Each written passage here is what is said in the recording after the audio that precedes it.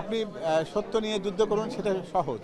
আপনি যদি কোনো একটা আপনার প্রতিপক্ষ যদি সামনে থাকে, তাহলে তাকে আপনি কথা দিয়ে যুক্তি দিয়ে বোঝাতে পারেন। কিন্তু কেউ যদি পর্দার অন্তরালে থেকে নেপথ্যে পেছন থেকে যদি আপনাকে এই নোংরামির আশ্রয় নিয়ে কোনো কাজ করে, যেখানে তারা তো তাদের এই বট বাহিনী যারা বলছেন, তারা কি সত্যিকার অর্থে কখনো কোনো ক্রিয়েটিভ কোনো কাজ করেছে কিনা, কনস্ট্রাকটিভ কোনো কাজ করেছে কিনা? তারা যেটা করেছে অন্যের চরিত্র হনন করেছে। কোনো নারী যদি কোনো কথা বলতে আসেন, তখন তার কোনো ভালো মন্দ বিচার করবার দরকার নেই, তারা ঝাঁপিয়ে পড়েন তার উপরে। এটা বাংলাদেশের মানুষ বোধহয় এখন বট বাহিনীকে চিনে ফেলেছে। তো কোনটা বটের কথা আর কোনটা প্রকৃত কথা, এই পার্থক্য বোধহয় জনগণ এখন করতে শিখে গেছে।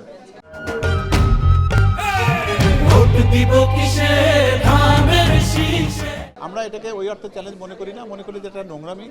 এই অপসংস্কৃতিটা আমরা সমন্বিতভাবে দেশের যারা সুস্থ ধারার মানুষ, তারা যদি মনে প্রাণে বিশ্বাস করে, তাহলে এটাকে প্রতিহত করার কোনো সমস্যা নেই। আপনারা জানেন যে জনাব তারেক রহমান 25শে ডিসেম্বর দেশে পা ফেলার পরেই এই দেশের তারুণ্যকে, এই দেশের জনগণকে উদ্দেশ্য করে একটি কথা বলেছিলেন যে আই হ্যাভ এ প্ল্যান। এবং সেই প্ল্যানের মূল জায়গাটি ছিল তাদের তারুণ্যকে নিয়ে, যে তরুণদের জন্য তিনি ভবিষ্যৎ কী ভাবনা ভাবছেন। সেই ভাবনাতে উনি 8টি স্তম্ভের কথা বলেছেন।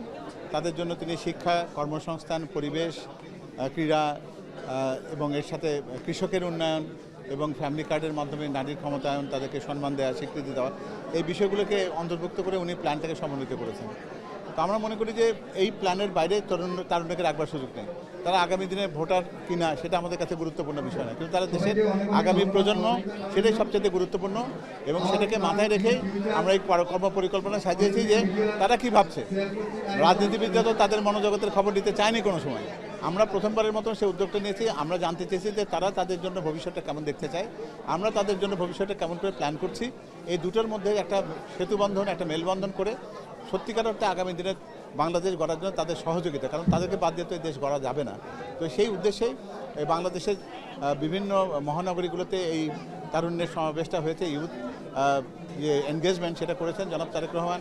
সিলেট এবং চিটাগাঙে নিজে অংশ নিয়েছিলেন, কিন্তু সময়ের অভাবের কারণে তিনি বাকিগুলোতে অংশ নিতে পারেন নাই। সেজন্য আমরা এটা রংপুরে, রাজশাহীতে অনুষ্ঠানটা আমরা করবার চিন্তা করেছি, এবং একই সাথে কুমিল্লাতেও সে ধারাবাহিকতায় সেটা অনুষ্ঠিত হলো আর কি। এটা বিভাগীয় স্তরে পর্যন্ত আমরা করছি। পরবর্তী পর্যায়ে আমরা আরও প্রান্তিক পর্যায়ে গিয়ে এই কথাগুলো শুনবো।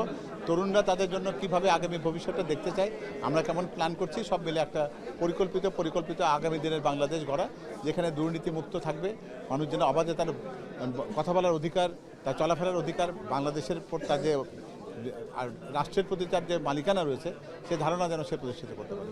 আমার মনে হলো যে আমরা তাদের জন্য যে ভাবনাটা ভেবেছি, আমরা তাদের মনোজগতের খুব কাছাকাছি আছে। তারা বাড়তি কিছু পরামর্শ দিয়েছে। আমরা নিশ্চয়ই সেটা আগামী দিনে যখন আমরা কর্মপরিকল্পনা যখন গ্রহণ করব, রাষ্ট্র পরিচালনার দায়িত্ব বিএনপি ইনশাল্লাহ যখন পাবে, তখন এগুলোকে মিলিয়ে আমরা আগামী দিনে তরুণের জন্য বসবাসযোগ্য একটা সত্যিকারের বাংলাদেশ গড়বার চেষ্টা করবো ইনশাল্লাহ।